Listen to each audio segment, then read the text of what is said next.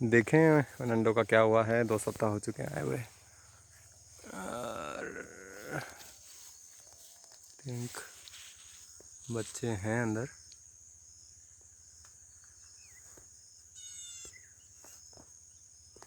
ज़्यादा पास नहीं जाता।